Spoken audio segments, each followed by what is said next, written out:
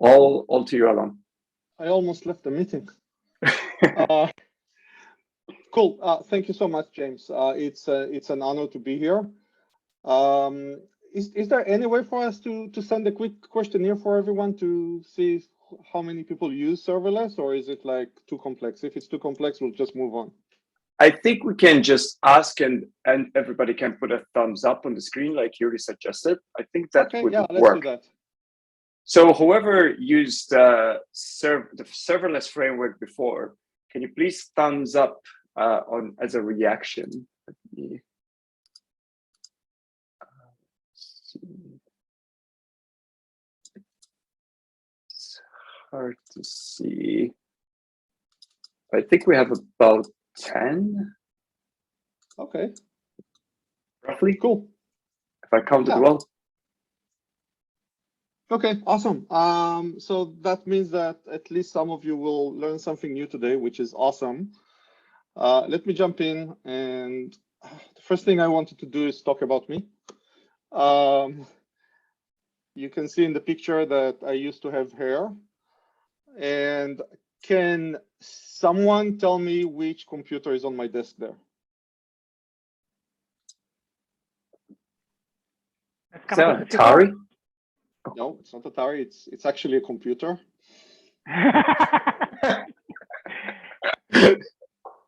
No one knows? Oh my gosh, I'm so old. Commodore? No, it's not a Commodore, but it's the same era. Apple icon on it. Yep.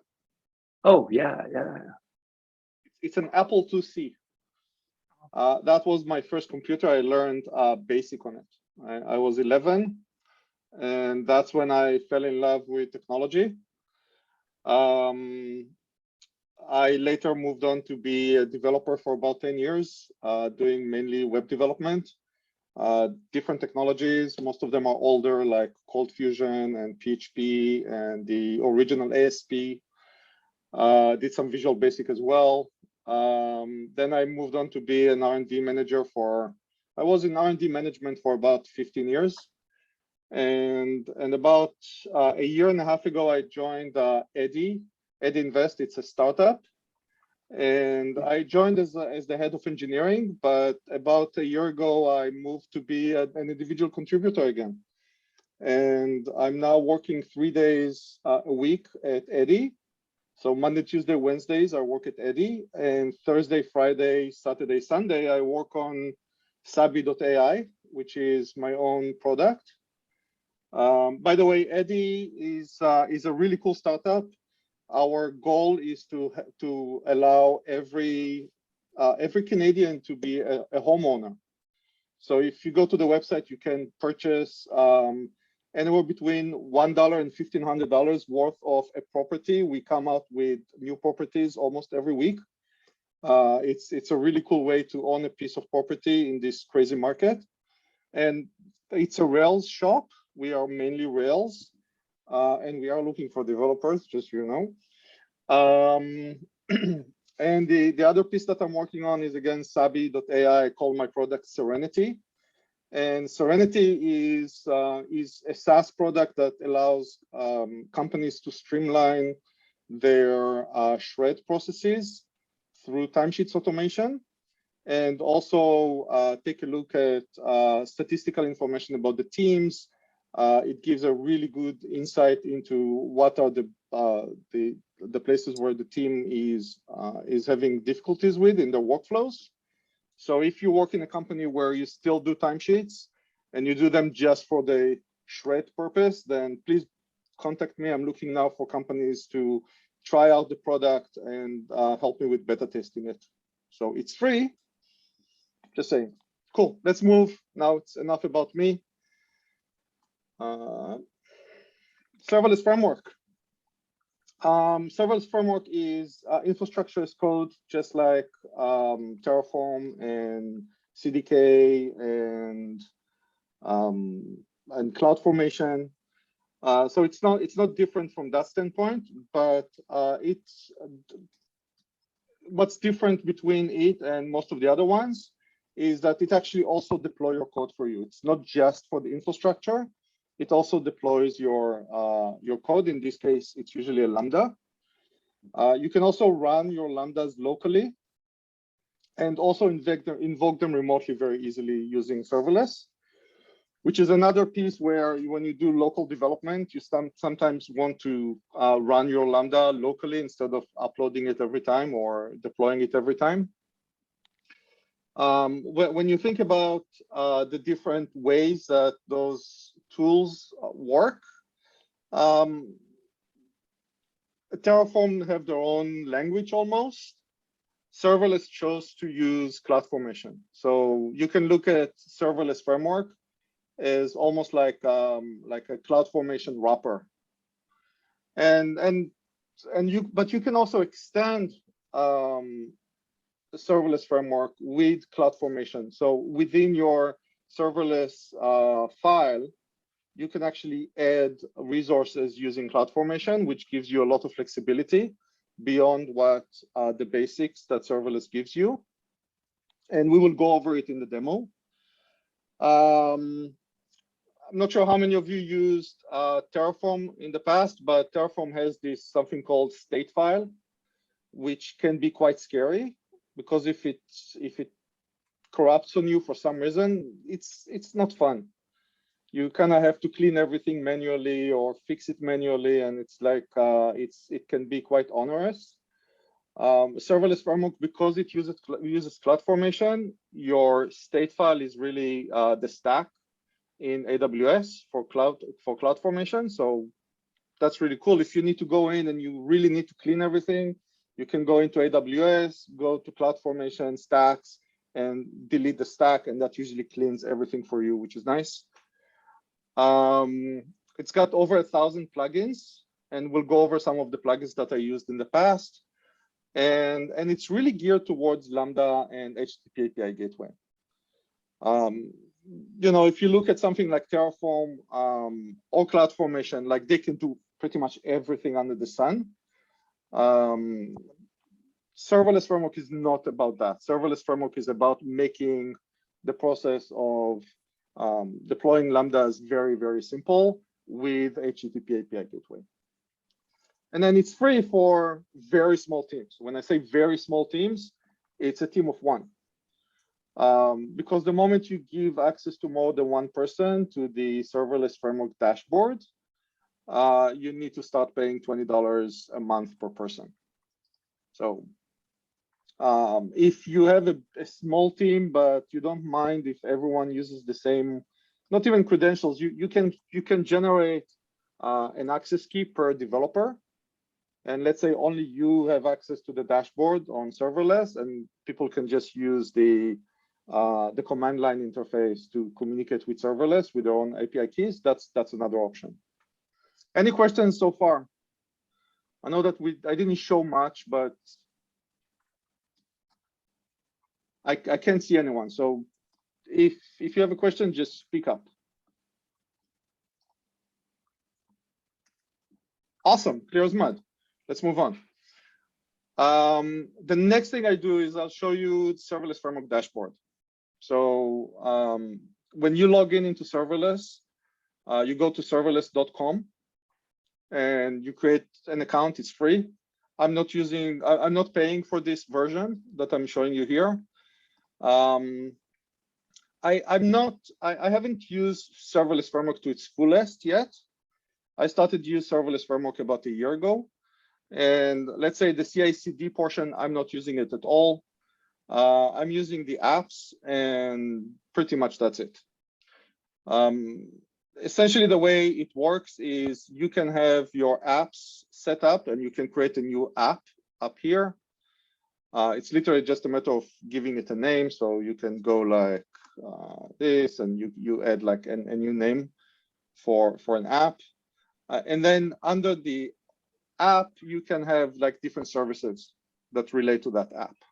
So let's say I built a Lambda for my own internal use at home that can control my thermostat, and I built one to control my lock, my door lock. So you can see here that I have deployed to production my thermostat Lambda and my lock Lambda. for example. So again, like it's just built apps, services, and then the different stages that you to deploy into. The other thing I'll show you is under the org settings.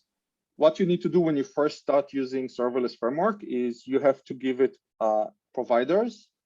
And Serverless Framework is really geared towards AWS. So what you can do is just you go in and you add a new provider. They give you different options. The simplest one is to give it a name here. And when you click here, it creates a new IAM rule on Amazon for you, on AWS, and it just connects you this way.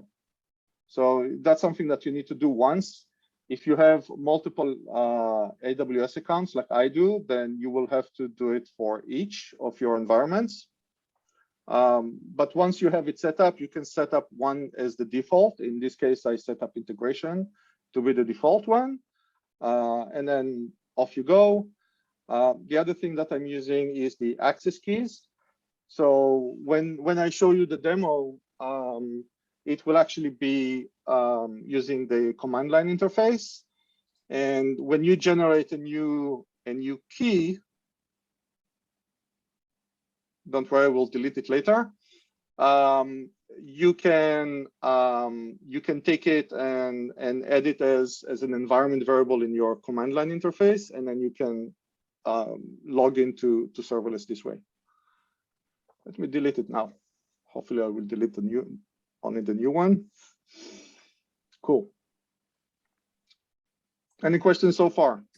Alon, there's a small question on the chat which kind of answered, I think. Why do we need the serverless dashboard at all, I guess?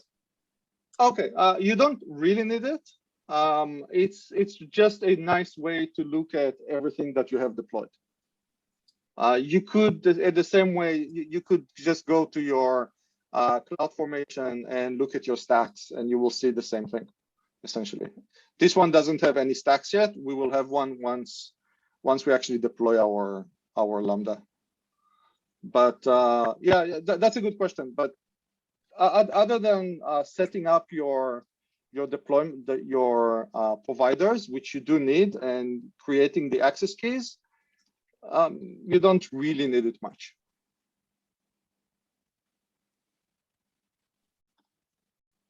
Anything else?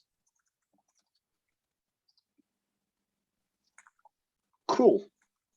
So the next thing that we'll do is we move to a live demo. And for that, we are going to give a praise to the demo gods first.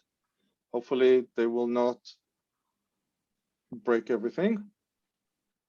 What I did is I set it up in a way where we start very, very simple. We start with a very, very simple Lambda for hello world. And then we will slowly build on it with every piece, and we'll go over the differences. So the first one is just, as I said, just a hello world Lambda. This Lambda is written in Python.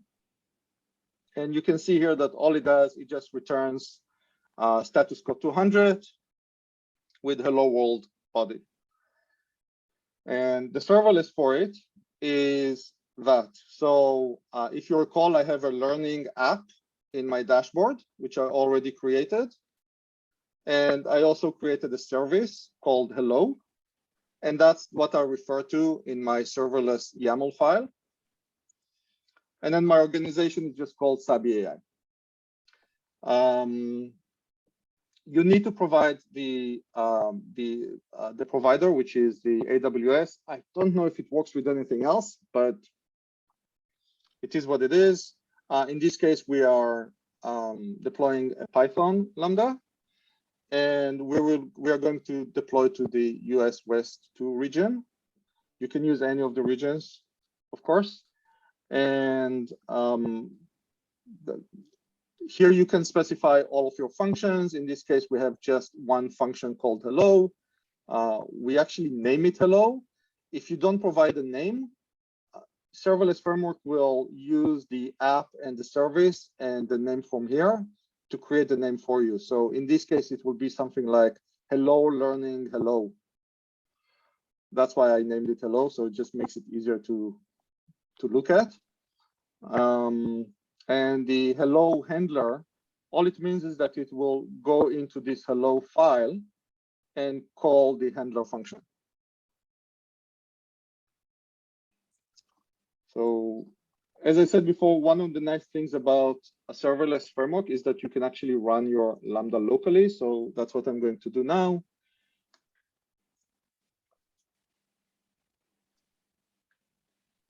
And it works. It returned hello world. Awesome. But it's not deployed yet. It's not on AWS yet. So what I can do now is I can go serverless deploy, and then I give it a stage. Now it will go through and actually deploy the Lambda, hopefully. It takes about 60 seconds or so. So it takes around a minute to deploy. We can use this time to ask questions if anyone has any questions. Can you debug locally, or you can just run it? Like debug in the sense, I don't know, put breakpoints, do like step-by-step execution.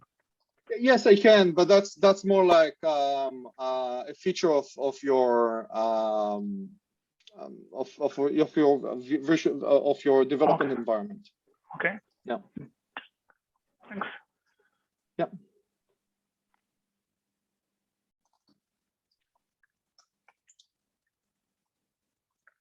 Okay. We can actually go and take a look at AWS in the meanwhile. So now if I go to my stacks again, and I move to the right region,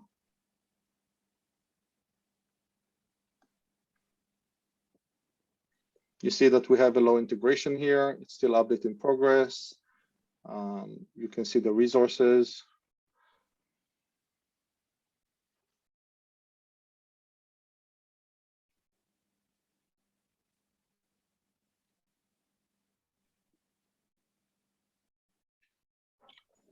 Almost done.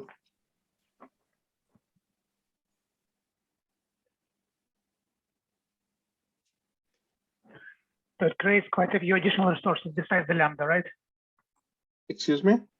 It creates quite a few additional resources besides Yes, it the does. Lambda. It does. It does create quite a few additional resources. It really simplifies the whole creation of the Lambda for quote unquote the end user, which is us. Now, if I look at AWS, if I go to my Lambdas, you can see that we have the hello Lambda here. You can see the source code for it. If I run a test, I can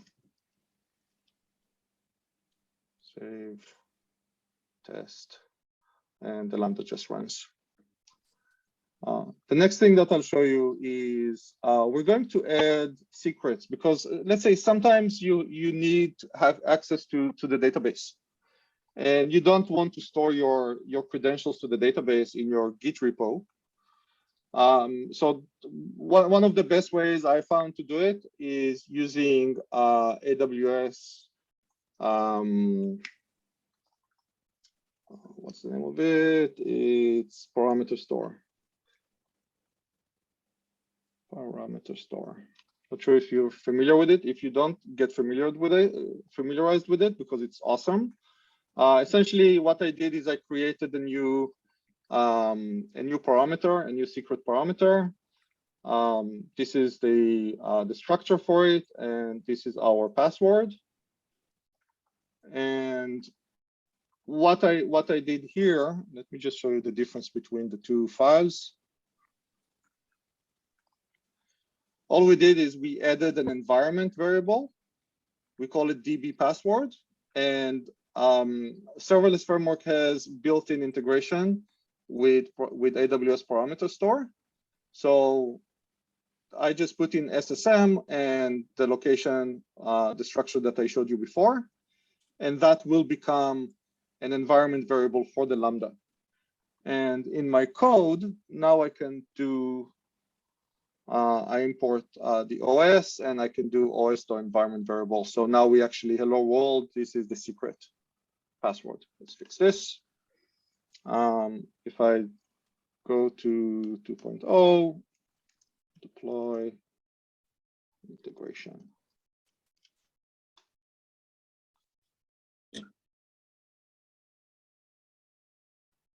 Any questions about Parameterstore or adding this syntax here? One thing that you should know is if you put it at the provider level, it means that all of the functions that you have will have the same environment variable. If you want to have it for that particular Lambda, you can just add it to the Lambda itself. So the Lambda, each Lambda can have its own environment variables, or you can use, oopsie, or you can use the, do you guys still see my screen? Yes. Yes. Yeah, or you can use the environment variable at that level. So that's just important to know. Still deploying, and wait for it.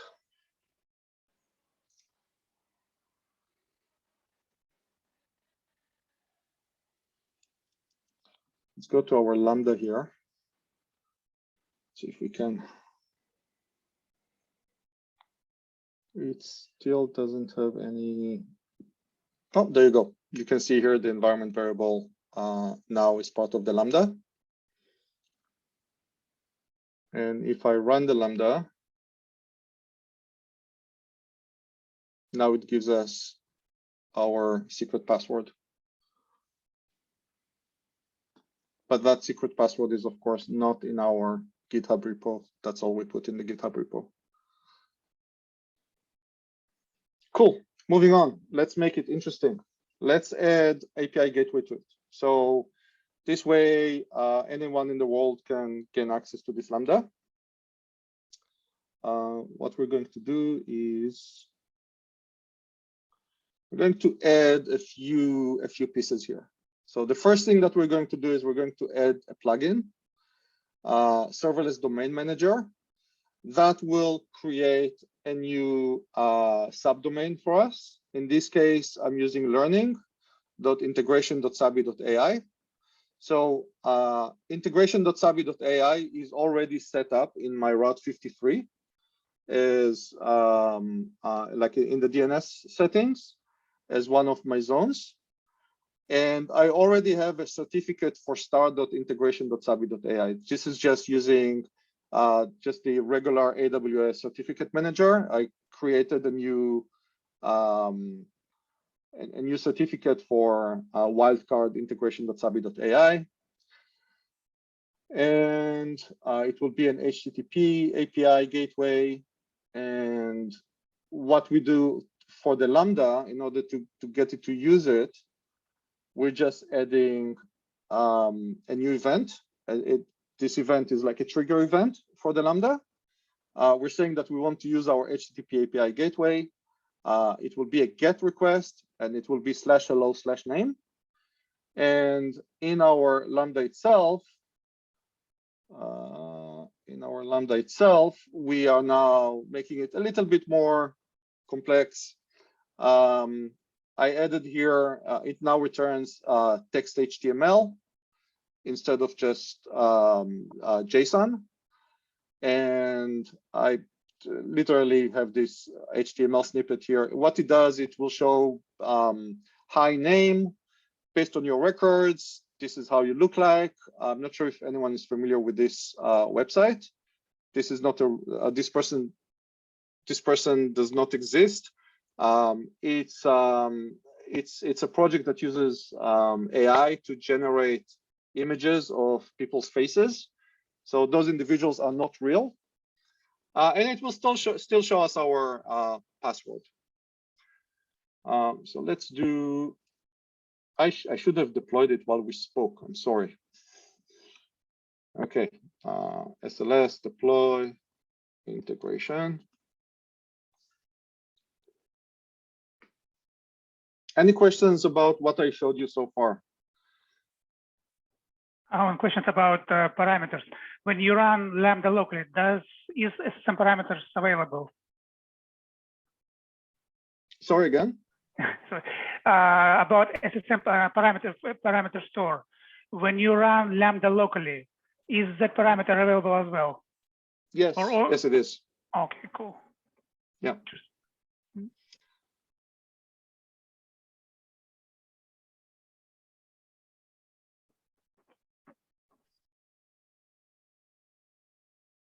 Any other questions by anyone? Yeah, I have one. Sort of while this is loading, perhaps this is more higher level question. So you've shown us, Lambda integration, SSM integration. Now you're showing API gateway integration. How closely does the serverless framework sort of track some of the latest and greatest stuff that comes out of AWS? Things like, evidently is new, Room is new, right? These new services. How quickly does serverless framework sort of keep pace? That's a great question. So one of the nice things about serverless framework is that you can actually write Cloudformation scripts in it. So even if serverless framework does not have a new feature, Cloudformation will have it. And we will go over an example where we actually use Cloudformation in our serverless file. So hopefully that will help. Does that answer your question, Greg? Yes, sir. Awesome. Great. Okay, so it deployed. Let's go to learning, and then sometimes it takes a little bit of time for it. Come on, you can do it.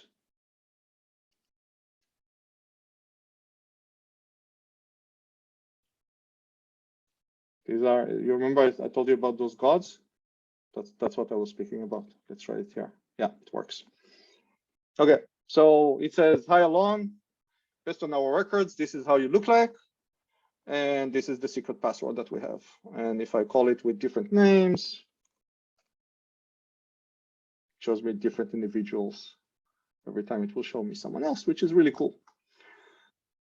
Let's see if it works here. It should work here too. Yeah. Awesome. The next phase that we're going to do is exactly what Greg was asking about. So now we said, hey, you know what? We have this service now where you can call and pass in your name, and it says hello, your name, but it doesn't have any way to actually store who used that service. And that's what we're going to do next with DynamoDB. DynamoDB is not one of the things that serverless framework has a built-in integration with. So we're going to use Cloudformation for that piece.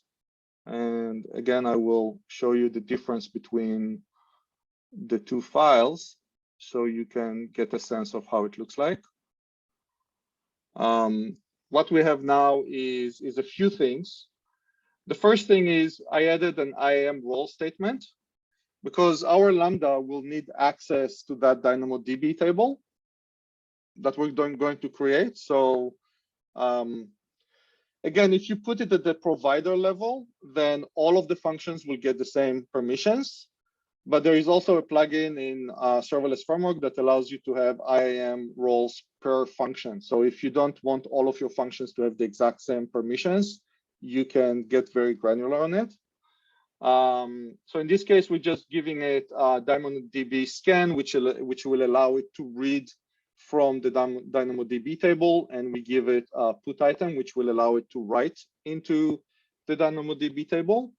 And then down here, we added this resources section, which is just from here on, it's just Cloudformation script. We create a new DynamoDB table. This is the name of the table. It will have one attribute in it, and that's it. Let me start running this while I speak. So let's deploy. Oh, CD4. Okay, cool. And then the other thing that I did, of course, is in my code, I made it a little bit more complex. It now has two functions in it. Put name, which will add the name to the DynamoDB table, and get names, which will return the list of names. And then I also added the Boto3 library, which is the SDK for AWS that is used by Python. And most of the code here is the same. It just adds the list of names of individuals that already use this service.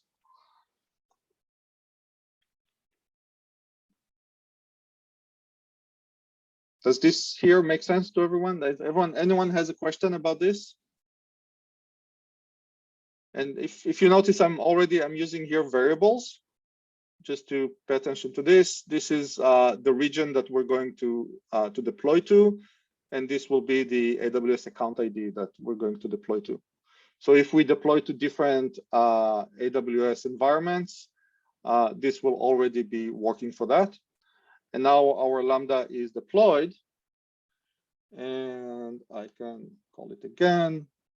And it says other names who use this service. We have no one, but if I go another name. So at this stage, I would like everyone to go in and actually hit this endpoint with your own name or just a made up name. So you can experience the magic of the Lambda and with HTTP API gateway. I'll give you guys a minute. Go into learning.integration.𝐓𝐴I/hello and / whatever name you feel like putting in. And because it's a Lambda with because it's all serverless, it will actually auto scale, right? If we all hit it at the same time, none of us should have difficulties getting access to this service, even if we had 100 individuals on this call, or even 1,000. Okay, let me run it again. Oh my gosh, look at this. We have all of those names now.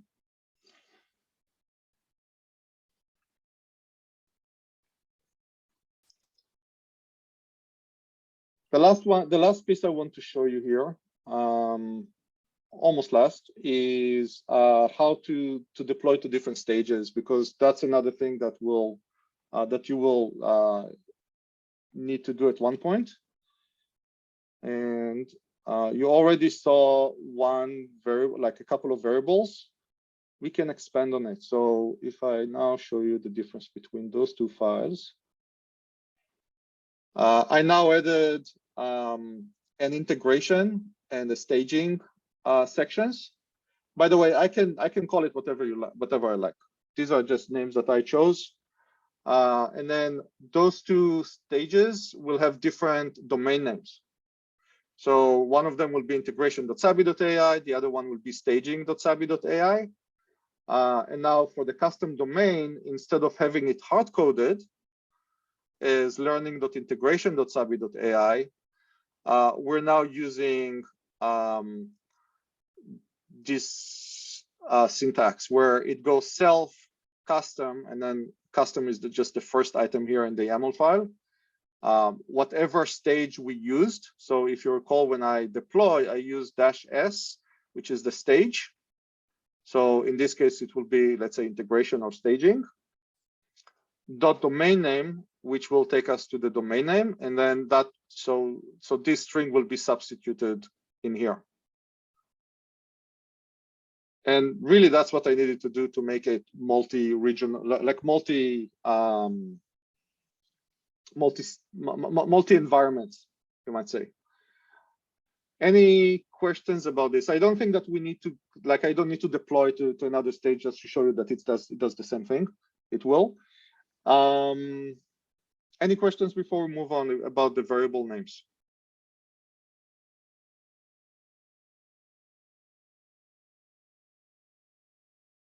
Okay, just so you know, like a little bit more advanced than this, you can also create, if you need like completely different infrastructures for different cases based on your stage. So for example, in my case, for Serenity, for my personal project, I wanted to use RDS for my staging environment and Aurora for my production environment.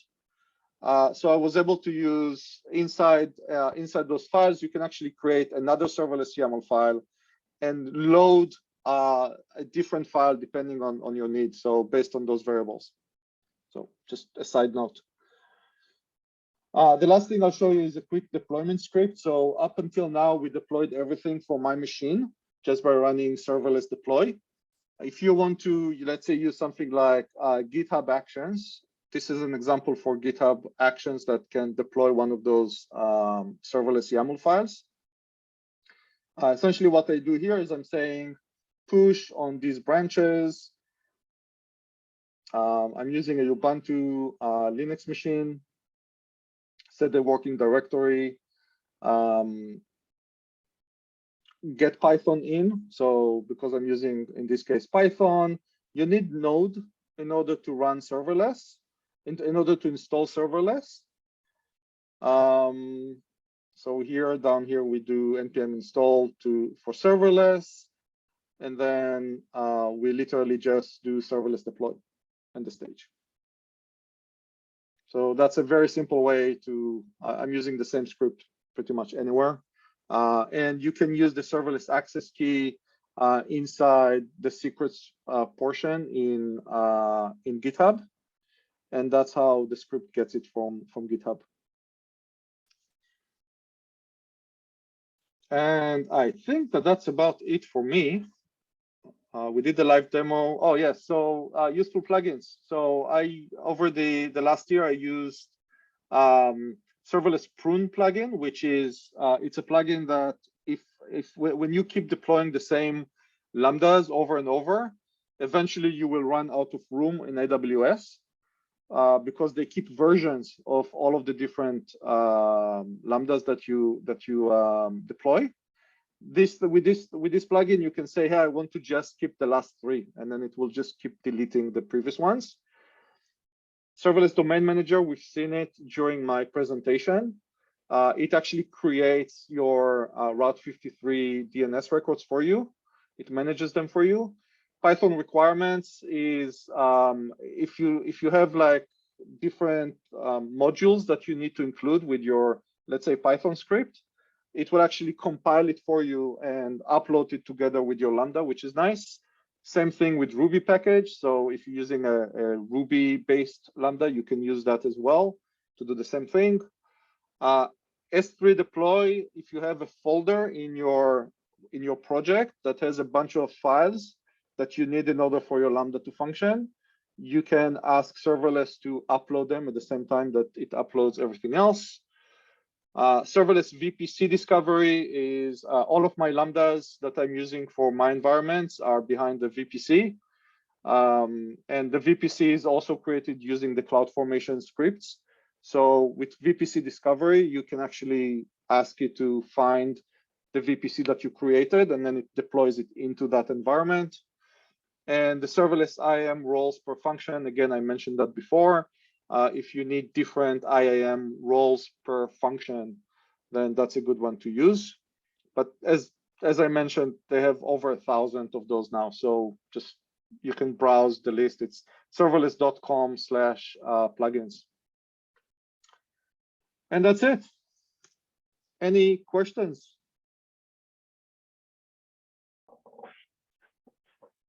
This is pretty cool. Clear as mud, eh?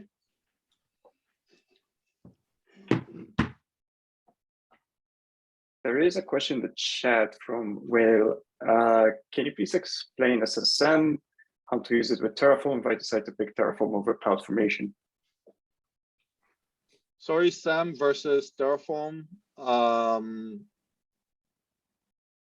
you repeat the question? I'm sorry. Sorry, it's in the chat. So can you please explain SSM, how to use it with Terraform if I decide to pick Terraform over Cloudformation? Oh, I see. Oh, it's been a while. It's been over a year since I used Terraform for myself. Like I literally just moved everything to serverless. I know that you can access SSM in Terraform. Yeah.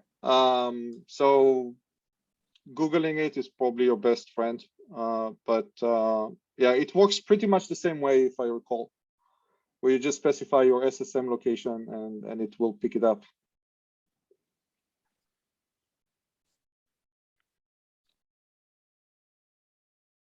Another thing I'd like to mention, just if anyone noticed, I'm using my development environment is fully in the browser. So that will probably be another talk in the future. But it's all running. It's all running inside Docker containers, and it's using Visual Studio in the web, which I find very useful. It means that my development environment is I wrote it as code, essentially.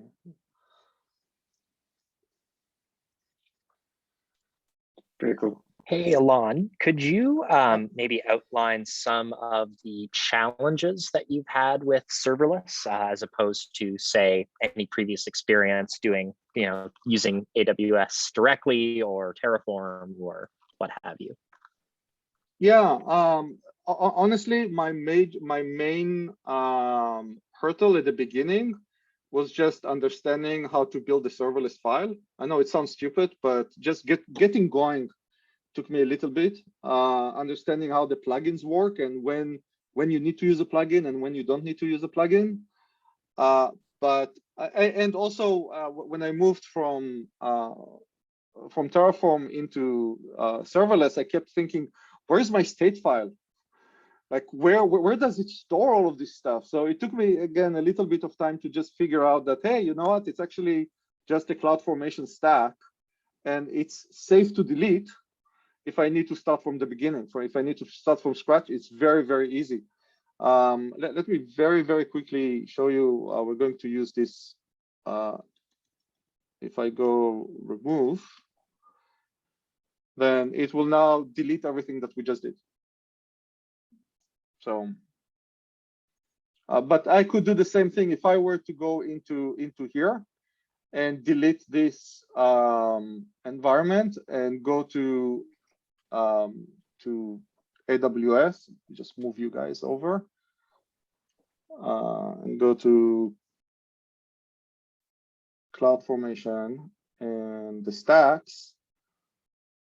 It's already deleting in progress, but I could just delete it here and delete it inside here, and it's as if I never done it, which is nice. So yeah, so that was my main hurdle. Otherwise, it just works, which is nice. With Terraform, I had situations where my state file got corrupted for some reason, and it was a nightmare. You had to go through and actually delete things or add things or run through. They have all of those obscure, commands to try and I actually had to write scripts to rewrite some of the things in the file. It was horrible. So yeah, if all you need is just some Lambdas and an API gateway, I would say Serverless Framework is the way to go, in my opinion. It's like super easy. I have over 100 Lambdas that I manage using this serverless framework with no hiccups. Yes, James.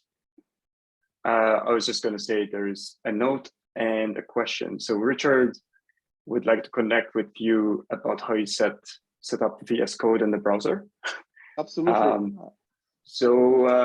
It's Alon.Sabi. Alon@sabi.ai, right? Alon@sabi.me is my my regular email. And by the way, there is a public.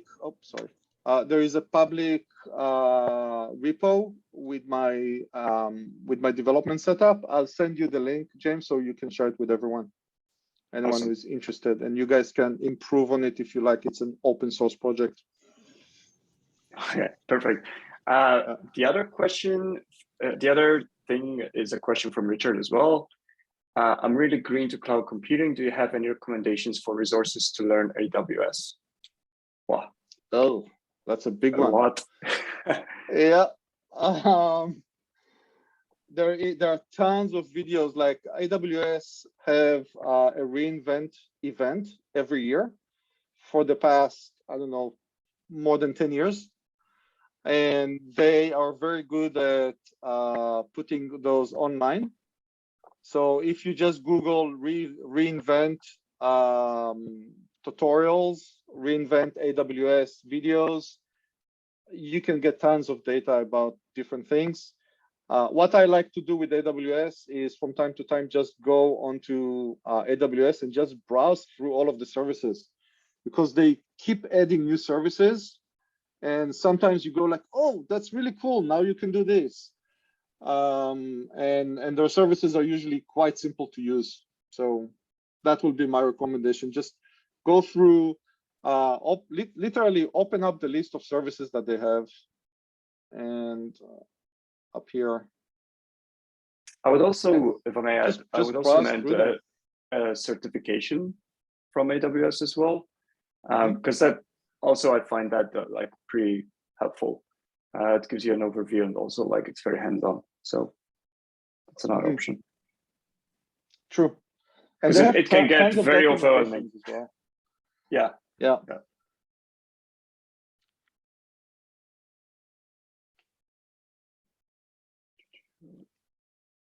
Anything else? Oh, we have a question from Kate. You didn't need to grant any permission to the Lambda to access Parameterstore. Was it set automatically by serverless? Okay, so the Lambda itself doesn't get any. So if we go back to my Lambda here, the Lambda itself doesn't gain access to Parameterstore by doing this. All it does is serverless has access to the Parameterstore. And when it creates the Lambda, if you recall, it creates it with, let me go here. We deleted the Lambda. When it creates the Lambda, it creates it with the environment variable in it. So yeah, the Lambda doesn't end up with any access to the parameter store. You can, by the way, that's a good point. When I first started to use serverless, I actually didn't use the environment variables. I was giving my Lambdas permissions, and to give permissions, you literally just need to do something along the lines of what I did here. Like you just create a new IAM rule allow, and it will be something like SSM, whatever.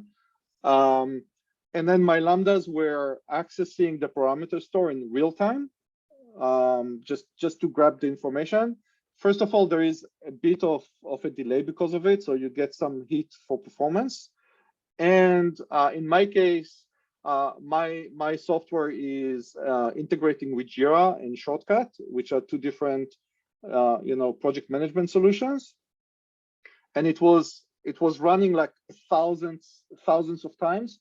And AWS actually started to charge me for accessing the parameter store. So if you use parameter store, you don't need to access it every time in runtime inside your Lambda.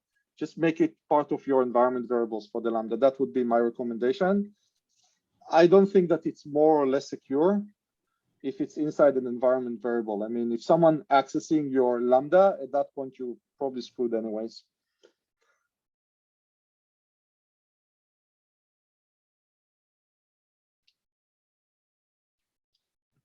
Anything else by anyone?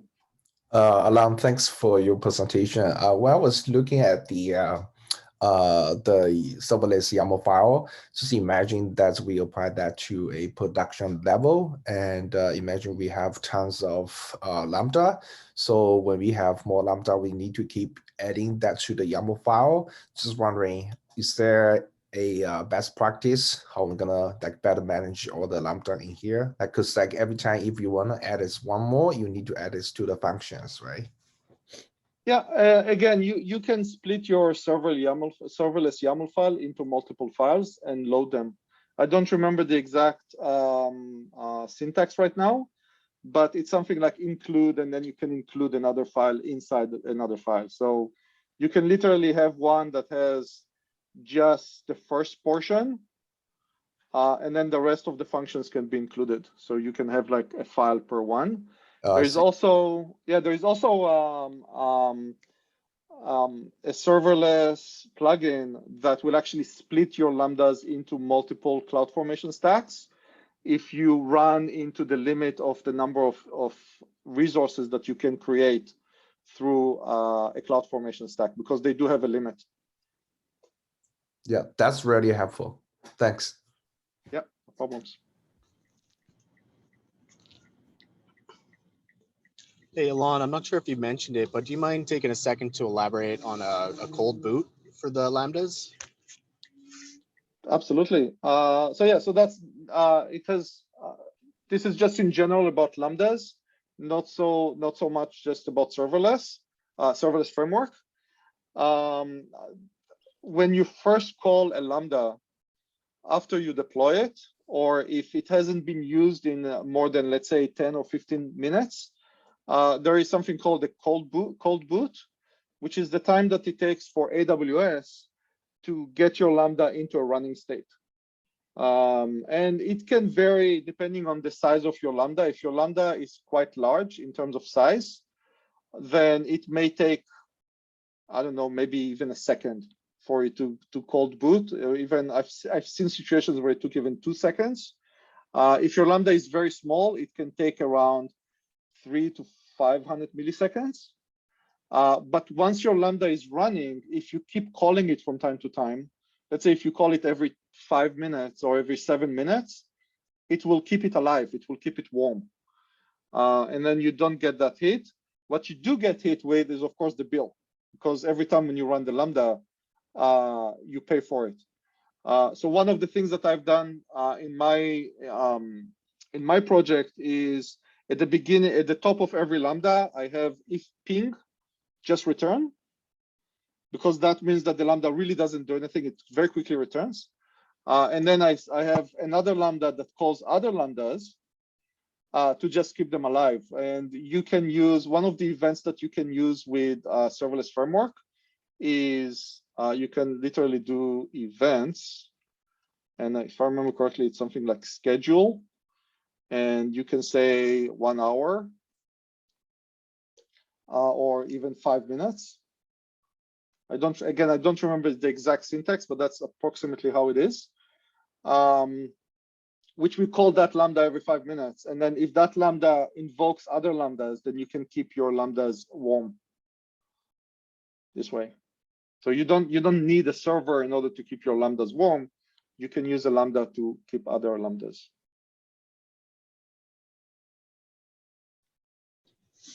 Awesome. Thanks, Alon. Yep.